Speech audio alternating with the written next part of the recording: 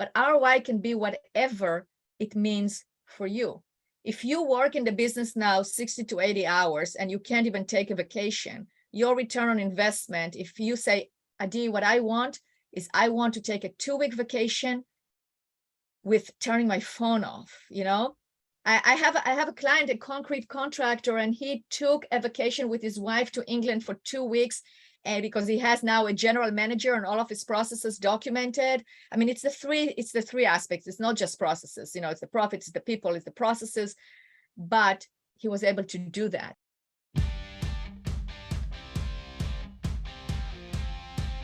This is the Wealthy Contractor Podcast, brought to you by G4 Marketing. Interviews with today's top home improvement entrepreneurs about marketing, sales, money, mindset, and lifestyle. Now, here's your host, Brian Kaskavalsian. Hey there, welcome to another episode of the Wealthy Contractor Podcast. This is Fraser with G4 Marketing and the Wealthy Contractor, and we have a special episode of the podcast today that I believe every contractor should hear, including you. Any successful home improvement or home service business owner will tell you that systemization was a key foundation to scaling their company's growth in a stress-free and sustainable way. Creating processes, documenting them, and holding people accountable to them secures your future, and it makes your life as an owner or manager so much easier. Today, you're going to hear a special webinar replay featuring the founder and CEO of Business Success Consulting, Adi Klevit. In this episode, you'll hear Adi describe the systems and processes that you need to implement to secure your company's future. So get ready to listen closely to this episode of the Wealthy Contractor Podcast. Let's dive in.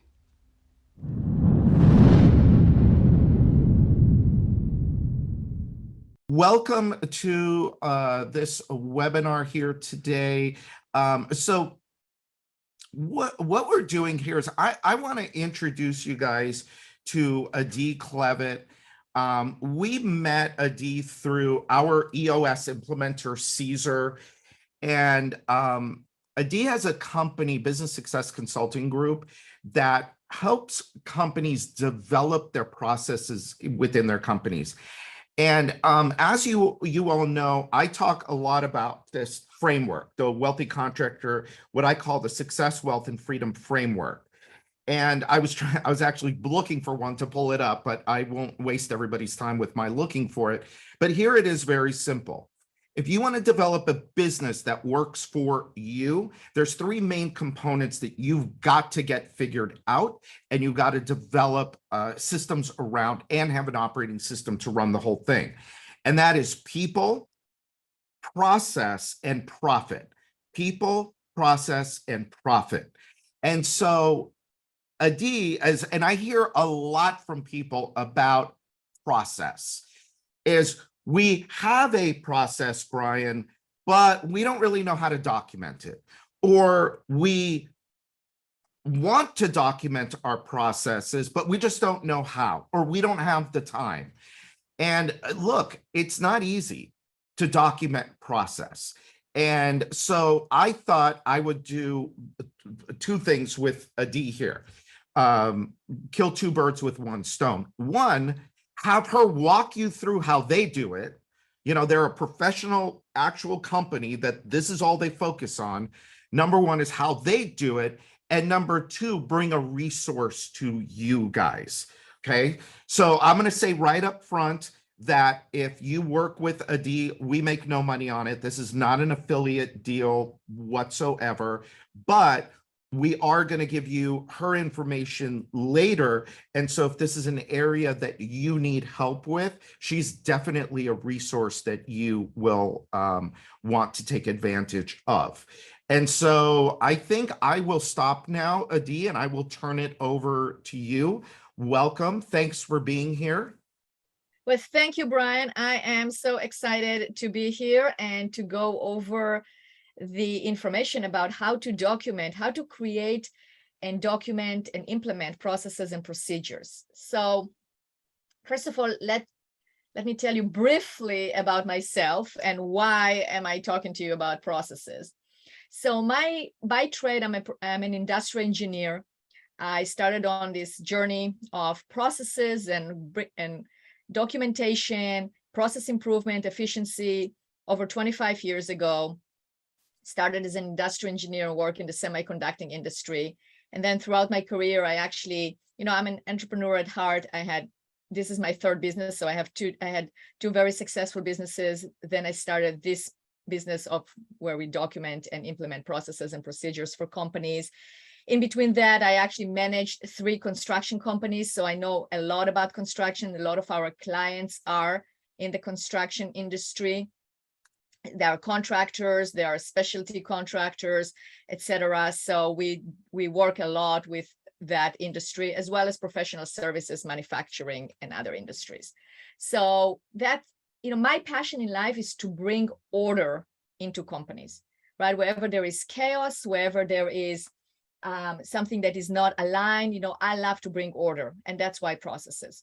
And the clients that we work with are successful companies that are growing and scaling and want to go to the next level, or companies that want to prepare their companies for selling. So they know that they need to have a playbook, they need to have everything documented, they need to extract the information so they increase the value. So that's a little bit about me. So you know that I know what I'm talking about. I know how to document. I have a team that knows how to document. And I'm going to walk you through what we do. Like, how do we interact with those are some questions that we ask our clients so we can extract information, but I'm also going to show you how to extract it.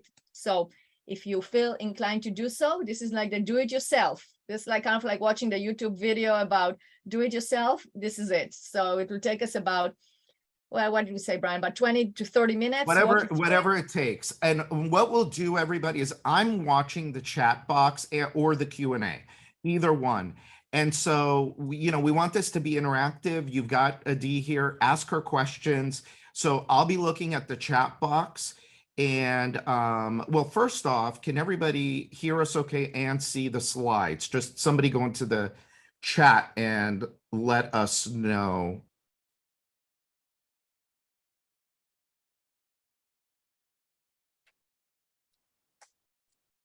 Nobody? Somebody? Can you see us? Can you hear us? Yes. How come I'm not? Somebody said looks like the chat is disabled.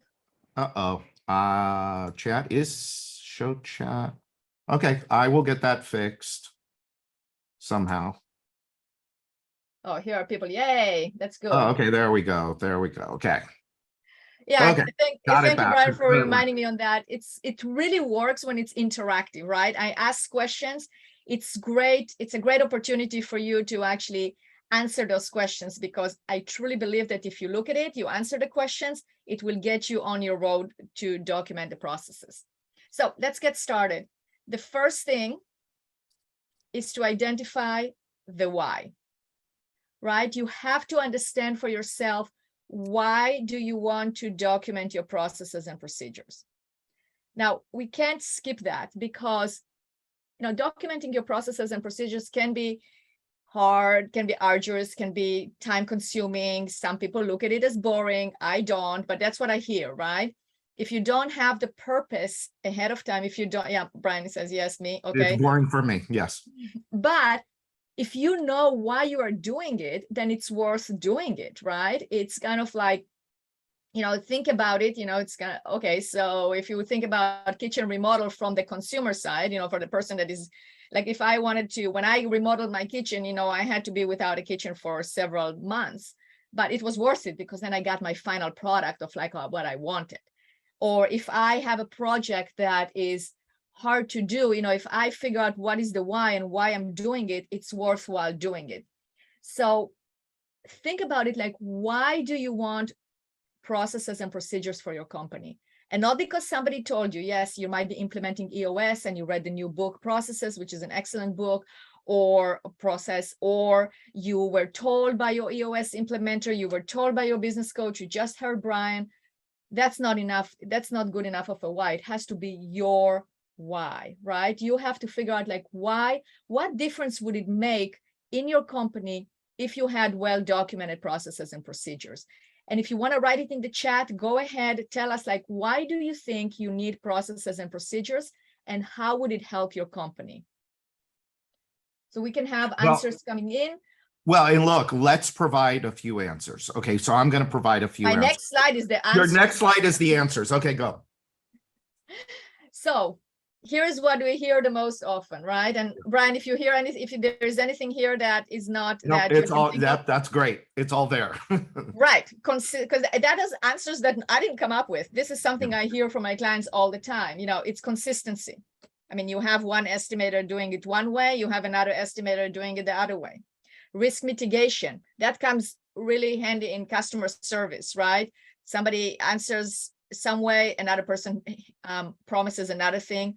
Also, the execution of the project, that's risk mitigation. You're all doing it the same way. Onboarding and training, super important, right? I just had a client that they are onboarding 3 salespeople at the same time. Why 3 at the same time? Because they said they don't need all of them, but it's much easier for them to train all of them at once. But they have And they're all not going to make it. That's right. That's exactly right. That's exactly right. So, but if you have a system that they go through, an example, I have a client, have a big plumbing company. We created the processes and procedures and we create training checklists. So the first day they come on, they actually go through the training, they take the quizzes and we can see how they do. Then they have a checklist on what they do each day. They do right along with another technician, but they also get trained on the policies, on the processes. So then they can, at the end of the week, they are trained.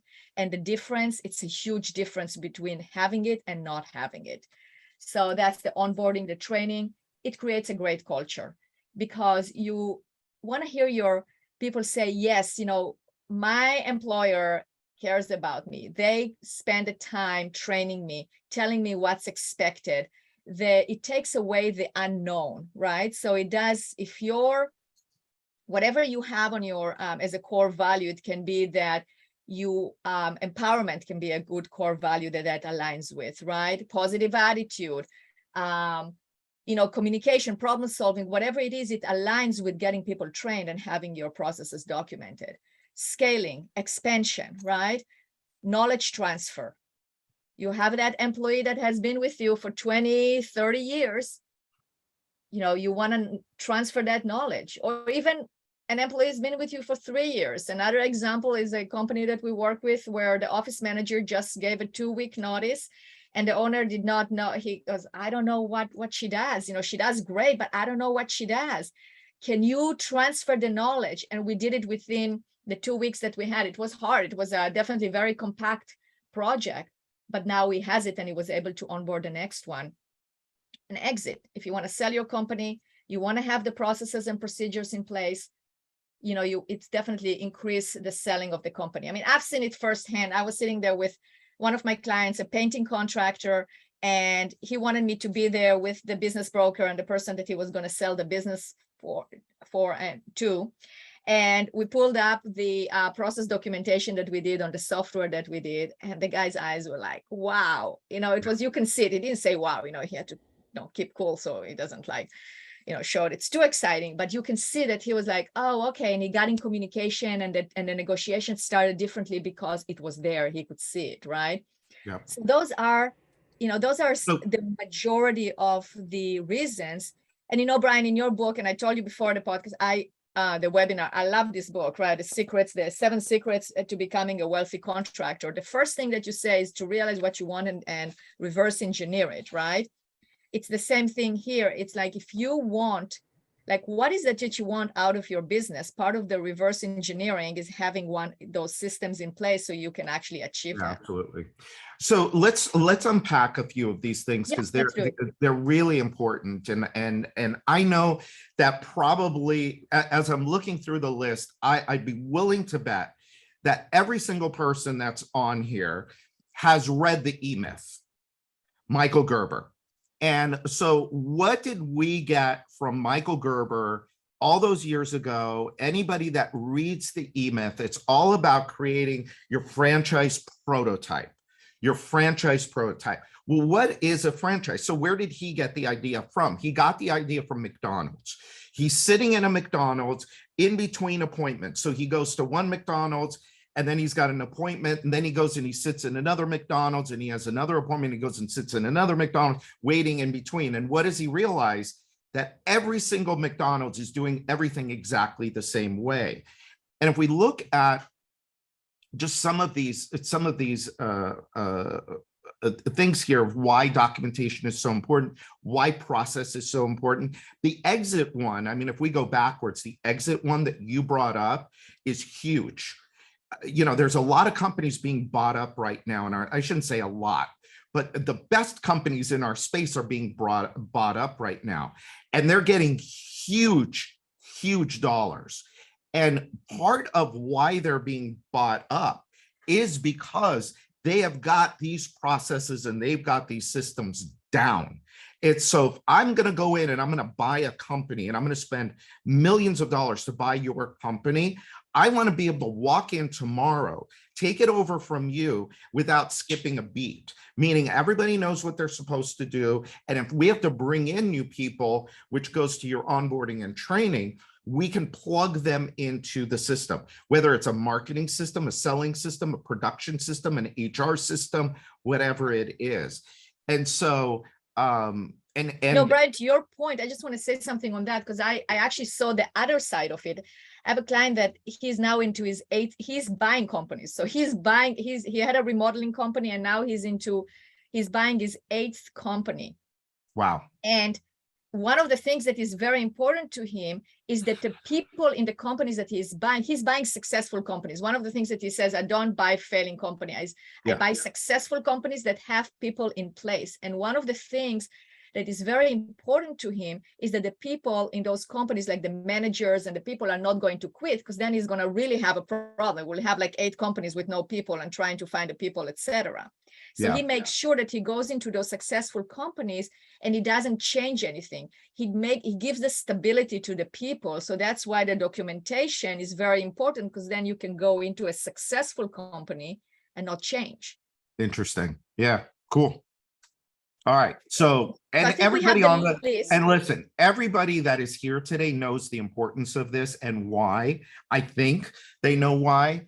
But we just, I want to make sure that, we reinforce this, and it really is a critical component of running a successful business. In the movie Rocky, he says, I just want to go the distance. I don't have to beat him, but to me, beating him means I was able to go the distance. Well, in business, going the distance means if the economy turns, which it looks like at some point it's going to, it always does. Do we have a business that's built to go the distance? And I'll tell you, the companies that do not have documented processes and procedures, do not have a defined profit model that they work towards, that do not have a great group of A players that are accountable for results, if those pieces aren't in place, those companies are going to be in a lot of trouble if things start to slow down. So with all that said, that's true. I'm going to let you go keep going. The how, but again, let's go into the how of it. The why, although you know it, write it down, because that will carry you through this project.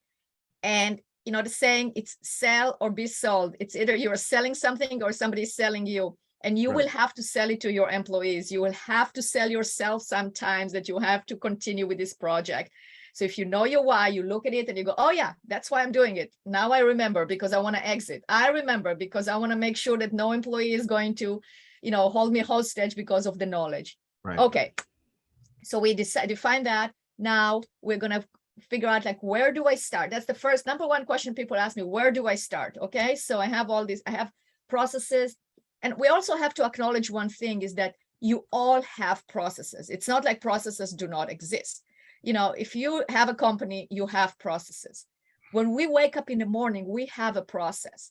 I don't know about you, but I bet the majority of you are probably have the same routine every morning, right? The way that you make your coffee is probably similar, right? You're not changing it every single day. You might change it once in a while just to be a little bit more interesting, but you probably have a routine that works. When you come to the office, you're probably doing the same thing, or even before that, you get on the phone, you check your messages, you call your guys, whatever it is, you have that process. So processes exist. What we are doing is we are figuring out what they are, documenting it, basically creating it or identifying them, documenting, and then implementing, right? So the processes exist. We all have to agree on that. So where do I start? Here's the question that I always ask, and that is the area that you should start. And the question is, what area of the company, if there were well-documented processes and procedures for that area, will give you the biggest ROI? That is the question to ask. Now, what is ROI? Of course, we want to be more profitable. That's always ROI. But ROI can be whatever it means for you. If you work in the business now 60 to 80 hours and you can't even take a vacation, your return on investment, if you say, Adi, what I want is I want to take a 2-week vacation with turning my phone off, I have a client, a concrete contractor, and he took a vacation with his wife to England for 2 weeks, and because he has now a general manager and all of his processes documented. I mean, it's the three aspects. It's not just processes, it's the profits, it's the people, it's the processes, but he was able to do that. And that's for him, it pays for everything because he was already successful. He was already profitable. Yeah, you always want to be more profitable, but that was his like, wow, I did it. So now I can do the next step and the next step, right? ROI can be, you don't have to deal with employees turnover. You don't have to deal with some of the headaches you're dealing with. So does that make sense, Brian? Make sense to you? Like you agree with that, like in terms of what is ROI? Right. So let's hear, if we can hear from our listeners, if you want to share with us what areas, that would be great. You can keep it coming through the chat, and then I just put into the chat, hey, I'll look at the question on the screen and let me know. What area of the company, if there was well-documented procedures, what's the one that's going to give you the biggest ROI? I'd like to hear from some of you. Anybody? Think about it. Come on, people. Exceptional customer experience. Okay. Yeah. Good. That's, I hear a lot, is the customer service, right? So especially like if you are, in the HVAC area, plumbing, electrical, you have the dispatchers. Well, it depends. I mean, many of the contractors, like a roofing company that we just did, we worked on their customer service, and the customer service starts from the intake of the leads all the way to the communication throughout the project and follow up at the end, for sure. Another area that I hear a lot is the sales and estimating, right? Another area is the actual project management. So it's profitable, it's on time. So those are areas. So whatever it is. Now we've got operations here, which operations is interesting because not quite sure what you mean by that. So you may want to dig a little bit deeper. That's Joe. You may want to dig a little deeper into that. Scheduling and billing, repeat customers, personal ROI, freedom, financial ROI, and estimating. I'm a plumbing contractor. The permit process for large sewer jobs, call expectations for lead follow-ups. Great. Absolutely.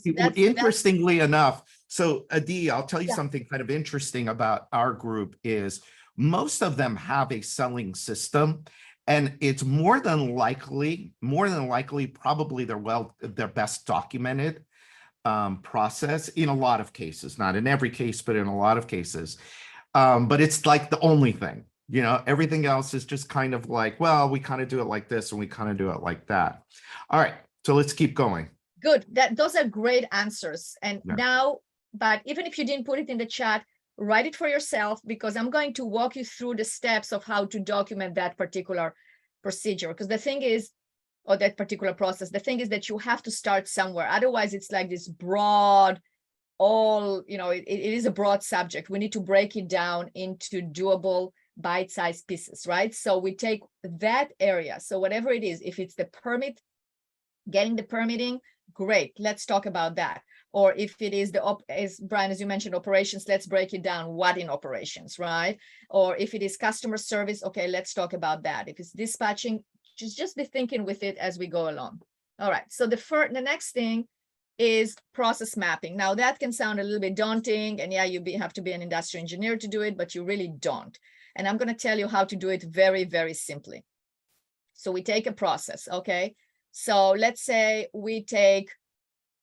I'll give you an example. I just did it. This is a process we would just work with one of our contractors last week. Okay, that was the area that they wanted the most. They had the most problem with is their window installation. Okay, they're a general contractor, but they do a lot of windows and solar, etc. So window installation was, and I asked him why. Well, he says because the person that knows how to do it is leaving, and they're having a hard time training the new person that is coming in. And it's also, if this is not done correctly, it really stops the entire project, right? I go, okay, good. So process map, what does that mean? Where does the process start? What is point A? Where does the process end? What is point B? What is the end of that process where you're actually handing it off to somebody else, right? So with this particular process, it was the ordering, the permitting, and the installation. That was the process that they told me the different aspects of it, right? Then I go, okay, good. So ordering, what are the different steps? We broke it down to the different steps. You do the same thing, ordering, what's point A? Like, how do you know you need to order? Okay, because of this, this, and this, that's the communication from one person to another. We need, an order has to be put in place. What are the main steps? Where does it end? It ends where the order is placed, and now we're waiting for the inspection or the permitting. Good. Same thing with this process. And same thing with this one. So we break it down. What is point A? What is point B? What are the main actions in between? And that is the simplicity of process mapping. I mean, we can go into the different names and the different methodologies, but I believe in keeping it simple, because that's what you want. You want another person to take it and do what was done, right? So that is the simplicity of it. So take the area that you're thinking about, let's say customer service, customer experience.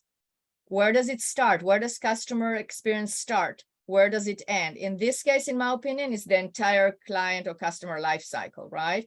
From the beginning to the end, point A, point B. What are the major things that have to happen when you're doing for excellent customer service?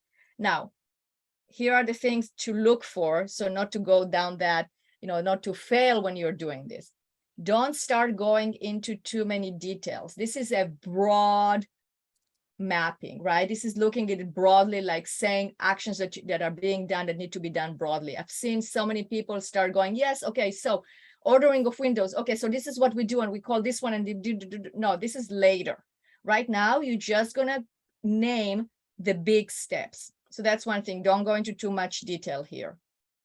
2, don't go into like, this is the process that needs to be done, but I don't have anybody doing it. Or how can I ask my people to do it? Or if I'm going to tell them to do it, it's not going to happen. Or all the other thoughts or ideas that can come in here, leave them aside. We're really looking at it's kind of like a blueprint, right? You are creating the blueprint. And then we figure out how we're going to implement it. That comes later. Make sense?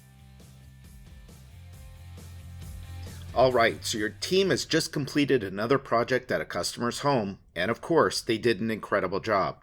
So what's next? Are they just going to drive away and that's it? I certainly hope not. The job that your team just completed for Mr. and Mrs. Homeowner is only the beginning of the profits that you can get from that one customer relationship.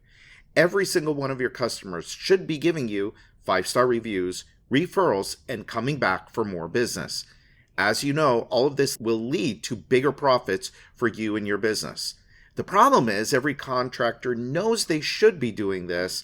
They just don't have a system to make sure it gets executed like it should. That's where G4 Marketing comes in. Our team takes this process off your hands and executes it consistently on your behalf. That way you know that Mr. and Mrs. Homeowner are receiving a thank you from you. They get keep in touch newsletters and emails from you, and when that next opportunity to refer you comes up, your name is at the tip of their tongue. You can get your free demo from my team today. Just give us a call at 305-856-8788, and we'll walk you through what a relationship marketing system could look like for you and your business. That's 305-856-8788. Now let's get back to this week's episode. Yeah. Right. So we had a question. I'm trying to answer it in the chat. Yeah. But I'll put it to you. Is process mapping the same as mind mapping?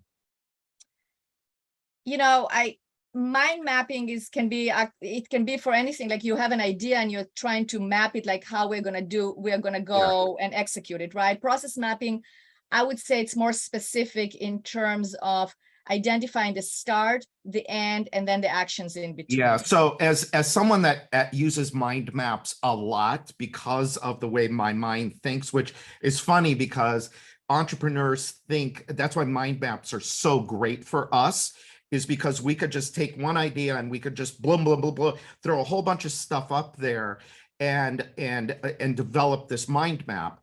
But I think a process map, you could start with a mind map, but then you take each of the components and you want to then take it and say, okay, this is the component to start with. Then we go here, then we go here, then we go here. And I think that's the main difference. I think so too. And I think so also, Brian, in terms of, it depends if the process exists or doesn't exist, right? Like in the example that I gave in terms of the windows, the process exists. It's a matter of extracting it from the people, and it's a matter of putting it in such a way that can be duplicated, can be done over and over again in a linear way. So that is more figure out what exists and process map it, so then you can actually from there extract the information. If you have an idea or a new process you want to implement, you will probably start with a mind map in terms of like, okay, maybe it goes this way or that way or this way, but that's not what we are talking about right here. So I think that's the difference, because after you mind map it, then we can maybe create it into a process if it works, right? Yeah. So that is the process mapping. But thank you for the question. So now the next step is to documenting it, right? Getting it done. What does that mean? So now we know why, we know what area we're going to start, and we have identified the key components, the main components. Now we have to extract the information. So I'm going to go over some key points on how to extract that information. So the first thing, I wrote decision, because you have to decide that now you're going to do it, because this is the point where people bog down the most, is actually extracting the information, right? You can think about an area. Oh yeah, I need to document my permitting process. Yes. Okay, those are the main steps. But now extracting the information, you will hear, I don't have time. It's hard to document. Or my favorite one is we do it in so many different ways that we really can create a process out of it, right? There are so many ways we do it. Well, we need to figure out the common denominator and do it. So that's why we have to make sure that you decide to do it. You keep an eye on the mountain, refer to your why. You make it a priority. So you have to schedule a specific time. Like the way that we work with our clients that I found the most successful is to do like a session a week. So you block off 90 minutes, 2 hours a week, and you concentrate on the actual extraction of the information and the documentation. Now, it doesn't mean that you are going to do it all yourself.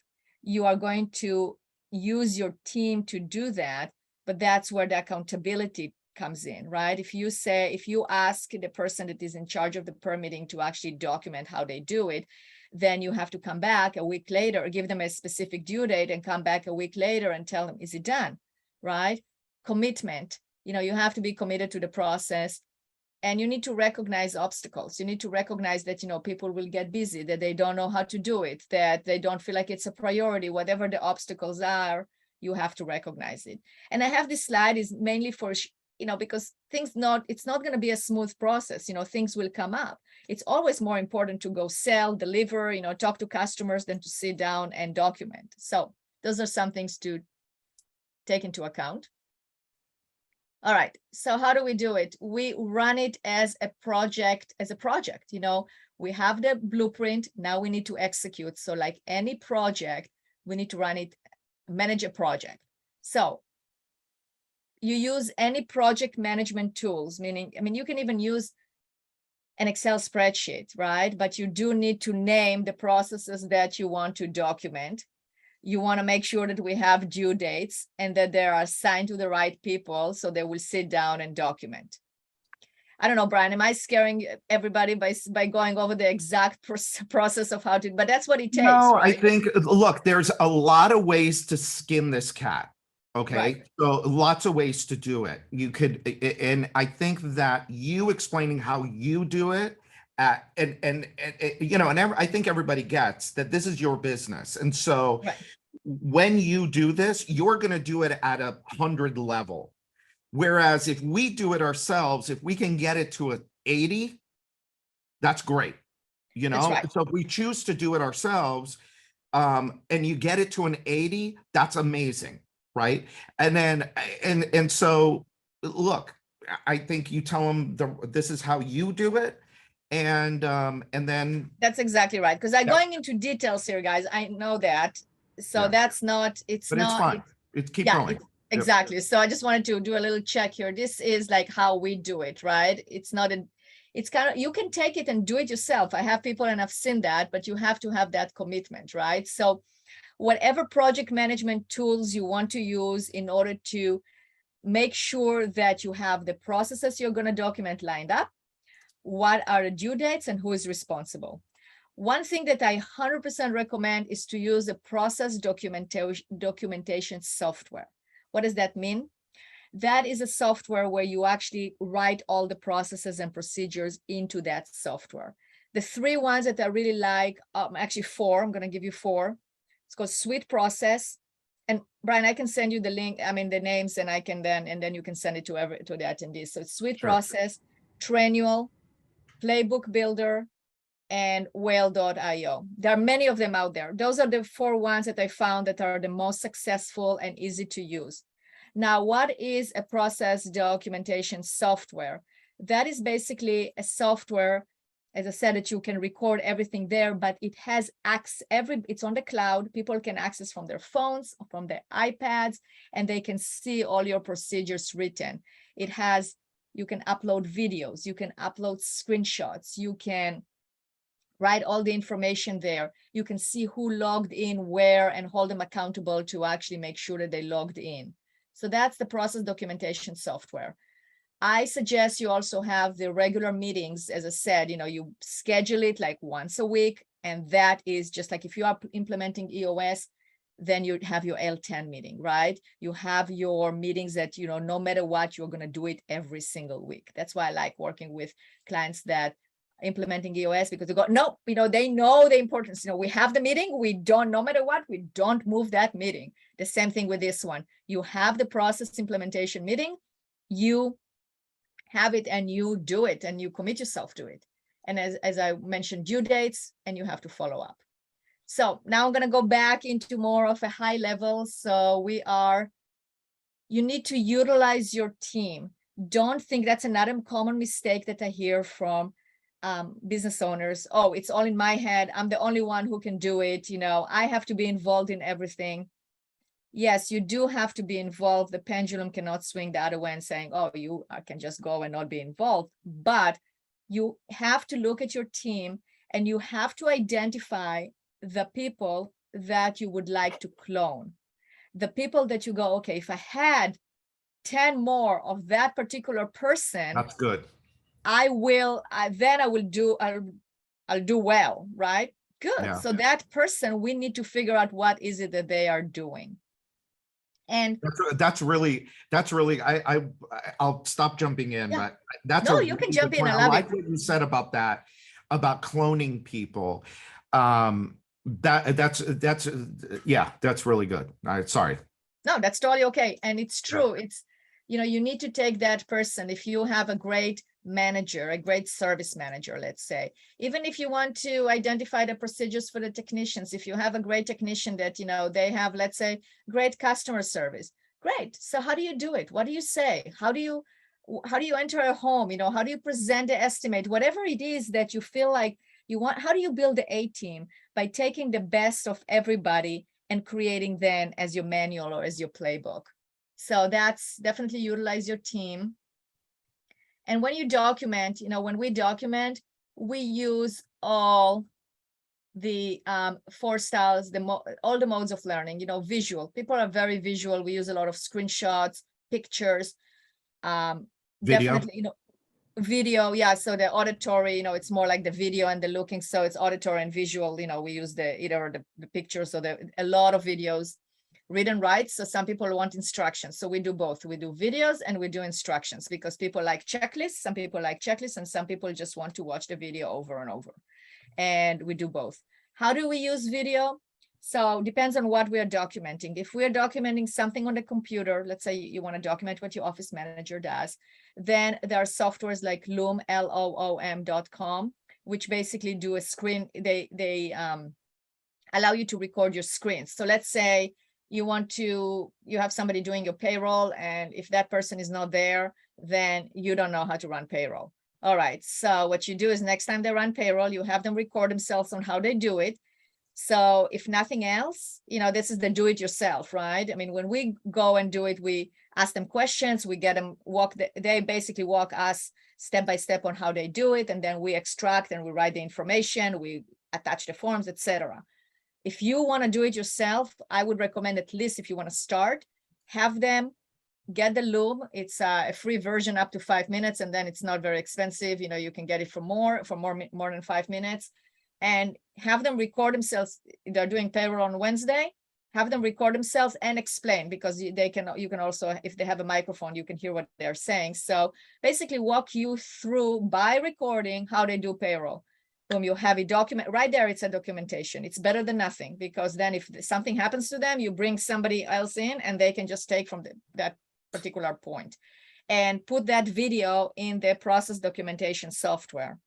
Again, I know that if this is too much, you go, I don't know about the process documentation software, fine. Just record and save it on your drive, but at least have that, start with that. If you want to document the process of how you start your day, record yourself at the beginning. Just here is what I do in the morning. 1, 2, 3, 4, 5. You hire a general manager, you go, okay, I want you to do the same, but you have it at least recorded. So that's a great start. And, and kinesthetic. Okay. So people like to also touch and do, and people say that they go, I learn best when I'm actually doing it. So that is where, if you write instructions, you also have them follow the instructions so they can see that they can do it themselves, because that's definitely a method of learning. So now, after you've done that, going back to our team, you review the processes with the leadership team. Depends on what state. I mean, you can have the overall leadership team, or you can have the team that you have that is the middle management. What do I mean by that? So let's say, for instance, you have 6 estimators. This is a true story. It's an HVAC company. They had 6 estimators, and we came there to document their sales. They're all selling great, but the owner wanted to sell the company. He figured that, throughout the years, he developed a really good sales process, and he wanted to document it so they can show that this is how we do it. This is our method.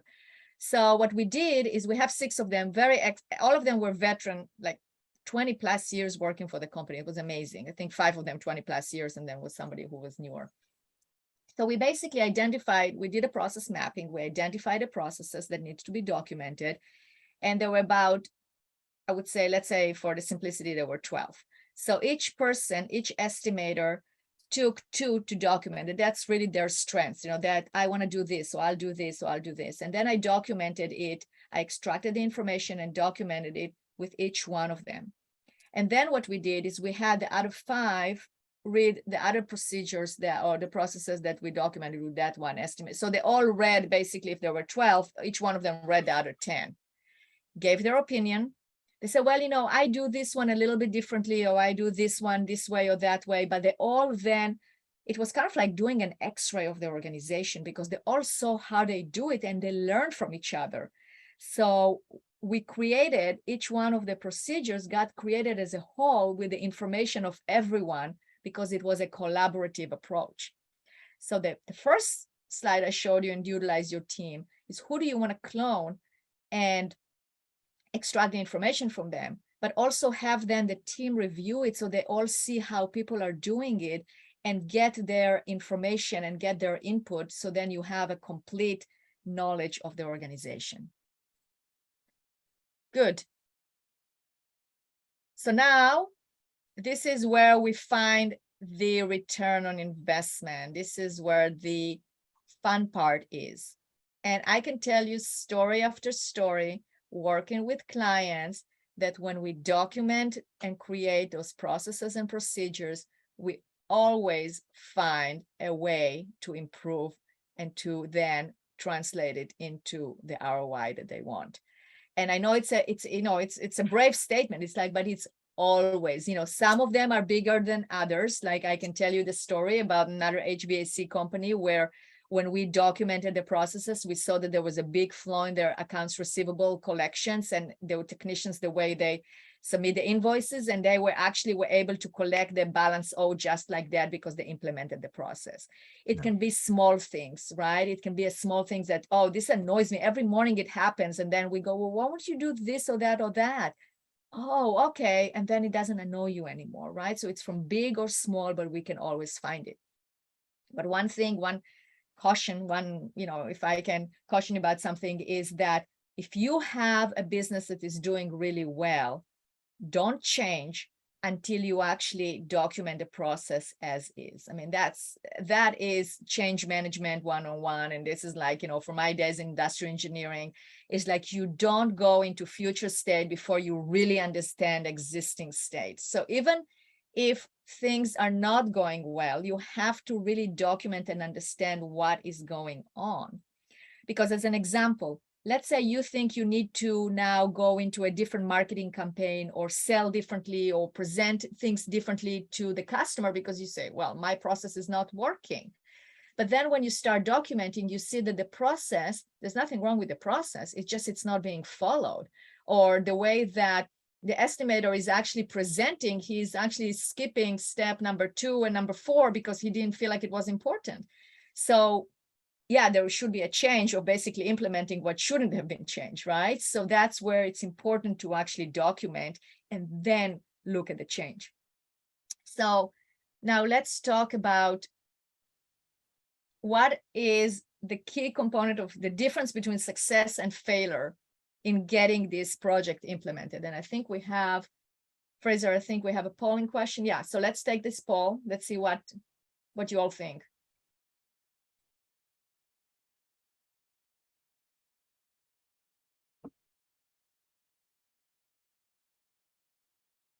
So the difference between success and failure for every process documentation project is not having the processes followed by all. True or false?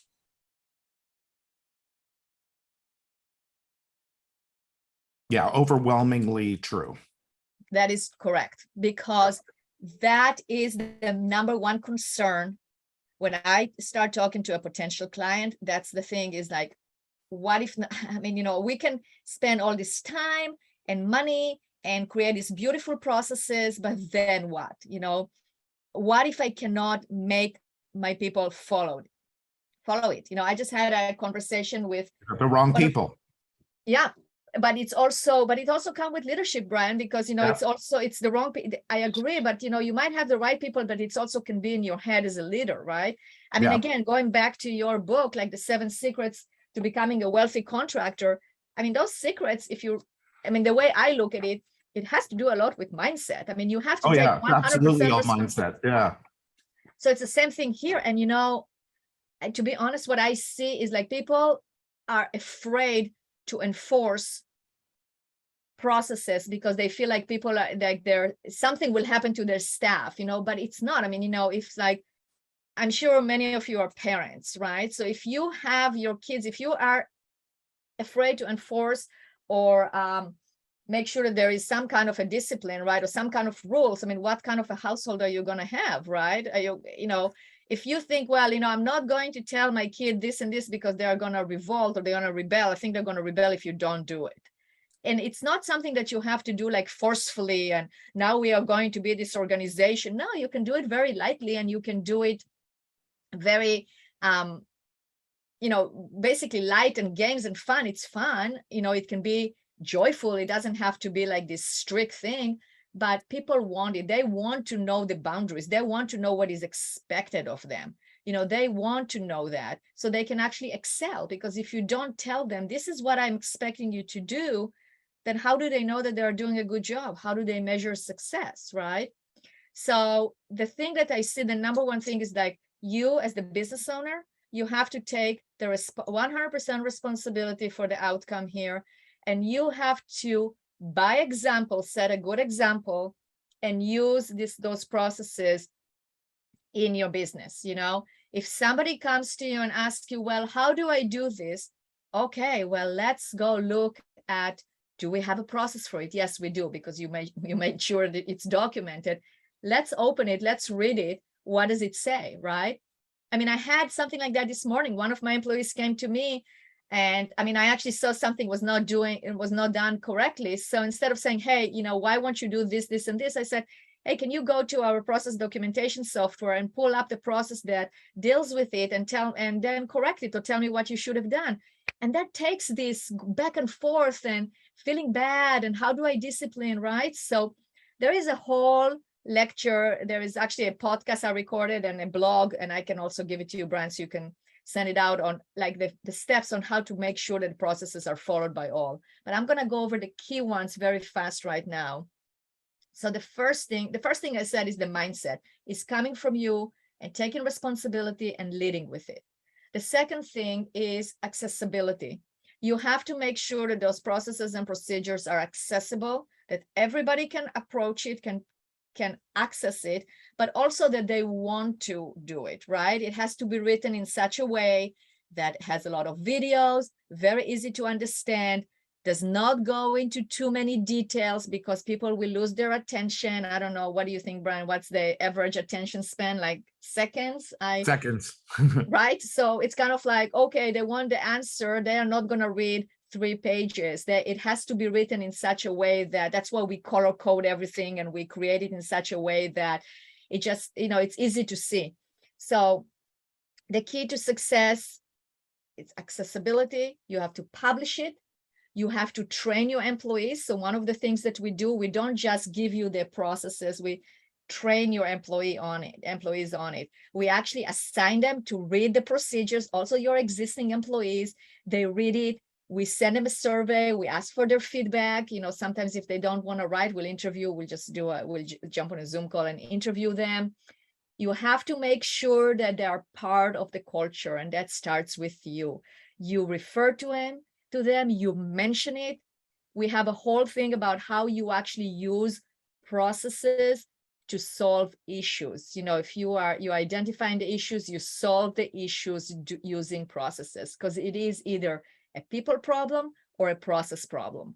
And you have to know how to go down the decision tree. I'll walk you through it very quick. You have an issue that happened last week. I don't know, somebody, a technician was late for the job. The customer got upset and they didn't want to let him in, whatever, something like that. Okay, good. Well, is there a process about what do we do at the beginning of the job and how do we communicate? We do have a process. Okay. Now, was the process followed or not followed? So we read the process. So there was something, it's before followed or not followed. It's like, is the process complete? So we read the process. We go, oh, you know what? We actually did not account for this kind of a circumstance. So now we're going to revise the process and add to it, right? Let's say the process is complete. So why wasn't it followed, right? So then is it a people problem? They just decided not to, or there was something I didn't understand, or maybe there was a circumstance that happened. So you are able to dissect and analyze issues much better and come to a resolution. Another thing is that they have to be reviewed regularly, because it's enough that one thing in the process is not relevant anymore, then people will start doubting all of them. It just works like that. It's kind of like, it's like, if you have an employee and you find that they lied about something, now you start wondering what else they lied to you about, right? So it's kind of like one thing, process is not accurate, then they go, well, maybe this one is not, so I'm not going to use it either. And then you have to make sure that, again, you refer to them. There is no such thing as like, okay, you know what, it's written, but it's faster, I'm just going to explain to you. Or one time only, we're going to change the process. You don't. If you do change the process, then you go back to the process and you say, there are some exceptions, and the exceptions are such and such and such. So that way, I'm not saying you have to be like 100% rigid and never change anything, but you also have to leave the door open for people to understand that there are circumstances where that process can be changed, and there are circumstances where it cannot, and it has to be followed 100% of the time.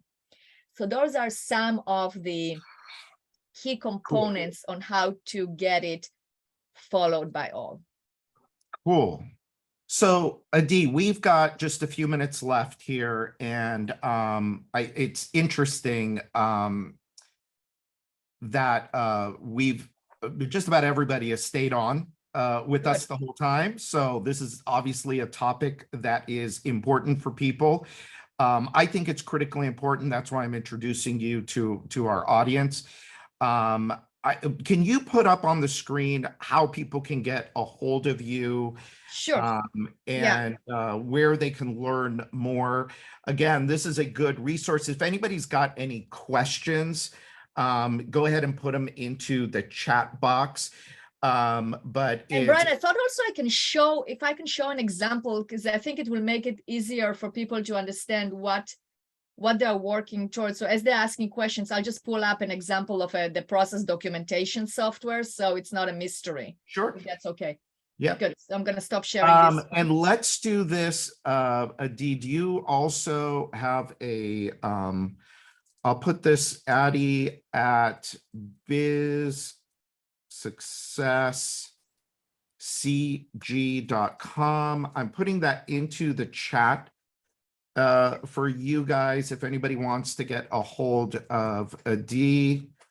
Yeah, and if there are any questions, let me know. And I'm just going to pull up the example I wanted to show. And this is I'm going to show you an example with Suite Process. I think that let me just see what example. As I was talking about it, I realized that, it would probably be good to actually see an example. It makes it easier to understand. So I'm going to share my screen.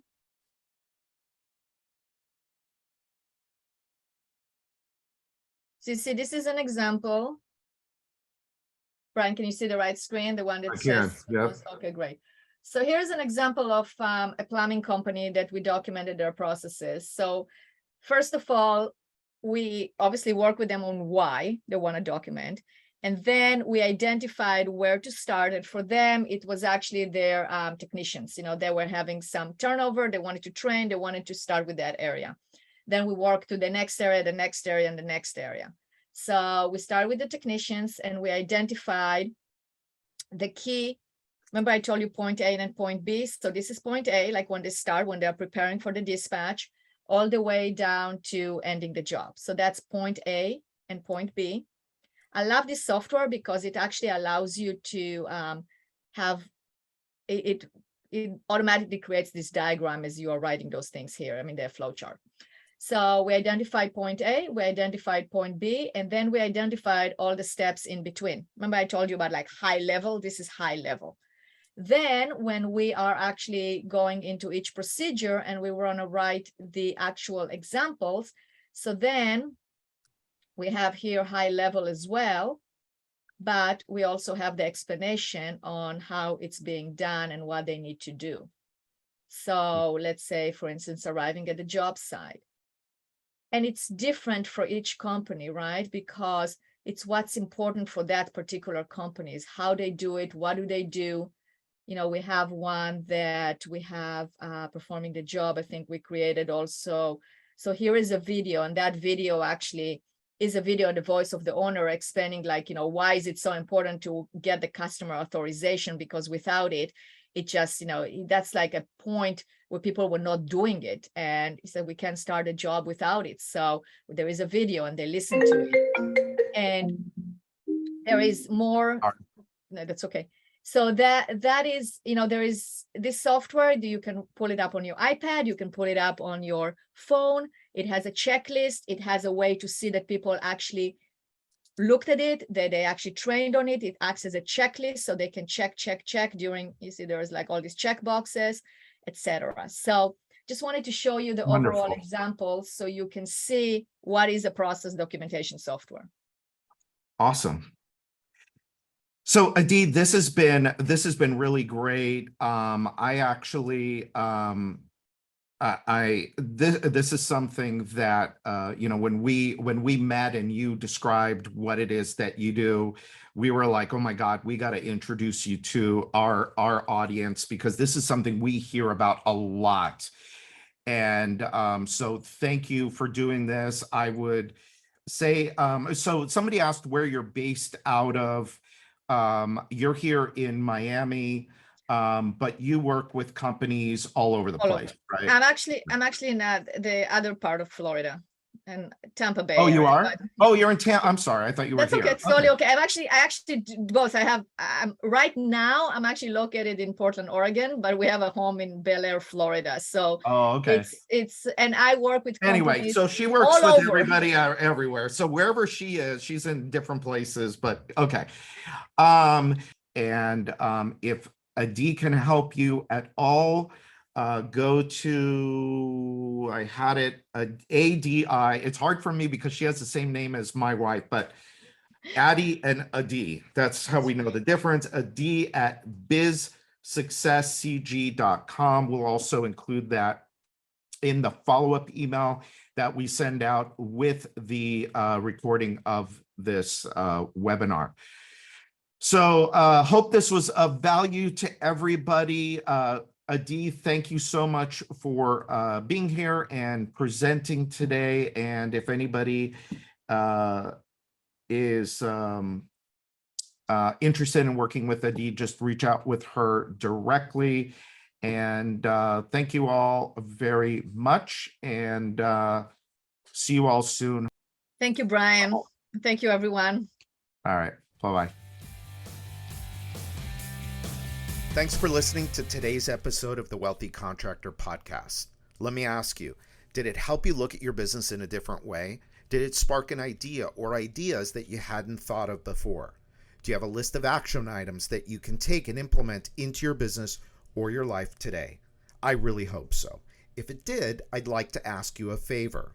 Would you leave a 5-star review of the podcast? By doing so, you'll help other contractors find the podcast more easily so that we can help them achieve more success, wealth, and freedom. And before you go, make sure you subscribe to the Wealthy Contractor Podcast so you get access to the latest episodes as soon as they're available. We're always striving to provide you with great content, so you don't want to miss what's coming up.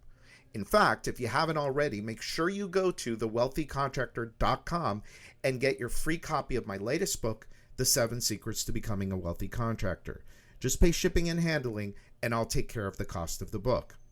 And finally, a big thanks to G4 Marketing for sponsoring the Wealthy Contractor Podcast. For over 12 years now, G4 Marketing has been the secret back office relationship marketing team for hundreds of home improvement and home service businesses just like yours. You get the customer, and our proven system turns that customer into 5-star reviews and profitable repeat and referral business. If your home improvement or home services company completes at least 10 jobs per month, they have a solution that will work for you. To find out more, sign up for your free, no obligation, 10-minute discovery call at www.gfourmarketing.com/strategy. That's GFOUR marketing.com/strategy. Set your discovery call up today, and they'll help you set your business up for long-term profits and success. So until next time, this is Brian Cascadalsi.